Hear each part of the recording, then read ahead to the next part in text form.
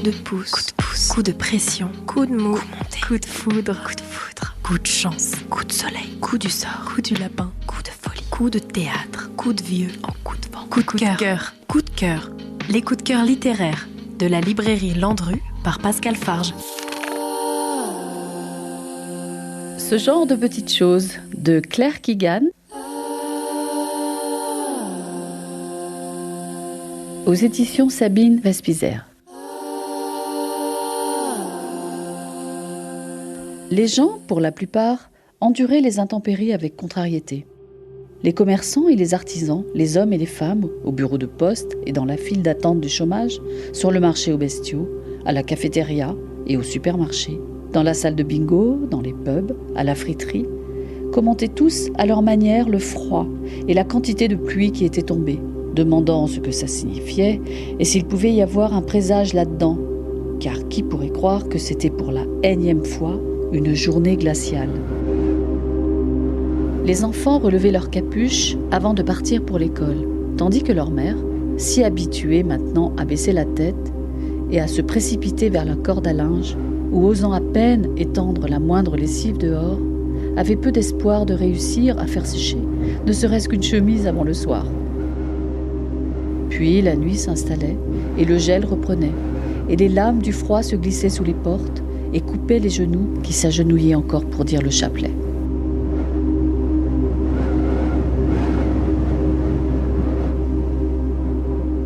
Furlong, propriétaire de dépôts de bois et de charbon, se frotta les mains, disant que si les choses continuaient comme ça, il aurait bientôt besoin d'un nouveau train de pneus pour la camionnette. « Elle est sur la route la journée entière, dit-il. Nous ne tarderons pas à rouler sur les jantes. » Et c'était vrai. Dès qu'un client sortait du dépôt, un autre entrait immédiatement, où le téléphone sonnait pour la commande suivante. Presque tous disant qu'ils voulaient la livraison sur le champ ou sous peu et que la semaine d'après ne conviendrait pas. Furlong vendait du bois, de la tourbe et de l'anthracite, du poussier et des bûches. Il fournissait ses combustibles au poids à raison de 50 ou 100 kilos d'une tonne ou d'une pleine camionnette. Durant les périodes chargées comme celle-ci, Furlong faisait la majorité des livraisons lui-même et laissait les ouvriers du dépôt ensacher les commandes suivantes, couper et fendre les cargaisons d'arbres tombés que les fermiers apportaient. « Un sac vide ne tient pas droit », aimait à dire Mrs. Keogh, debout derrière son présentoir neuf, servant des légumes et la purée à l'aide de ses longues cuillères en métal.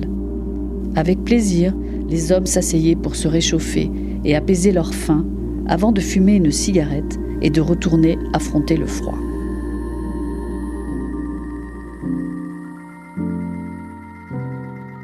Bill Furlong dépose, comme régulièrement, sa livraison de bois pour l'hiver. C'est bientôt Noël. Les sœurs du Bon Pasteur recueillent, ou plutôt exploitent, des jeunes filles que la société irlandaise rejette. Mais la mère supérieure refuse que la vérité éclate. Et pourtant, Bill en est certain. Il a été appelé, plutôt interpellé, par une jeune femme, seule, perdue. Il est certain que cette jeune femme a besoin d'aide. Nous sommes à la fin des années 80 et toute la force de ce livre, si humain, merveilleux, tient dans la finesse de l'écriture, mais aussi dans la bienveillance des héros ordinaires. Un énorme coup de cœur pour un livre engagé. C'est un livre qui fait confiance à la vie, ou plutôt à l'être humain. Coup de cœur. C'était le coup de cœur de Pascal de la librairie Landru. Ce genre de petites choses, Claire Keegan aux éditions Sabine Vespizer.